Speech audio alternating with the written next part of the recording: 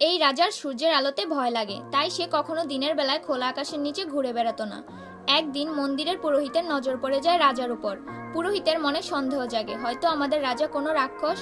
পুরোহিত রাজাকে অনুসরণ করতে করতে তার তাঁবু পর্যন্ত পৌঁছে যায় এবং নিজের রূপার তলোয়ার দিয়ে তাঁবুর পর্দা কেটে ফেলে। যেই মাত্র সূর্যের আলো রাজার শরীরে পড়ে, তার চামড়া তুলার মতো উড়ে যেতে থাকে আর ধীরে ধীরে সে রাক্ষসে রূপান্তরিত হতে থাকে। এই দৃশ্য দেখে নিজের সৈন্যরা তাঁবুর ভেতরে রাজাকে আগুনে পোড়াতে চেষ্টা করে।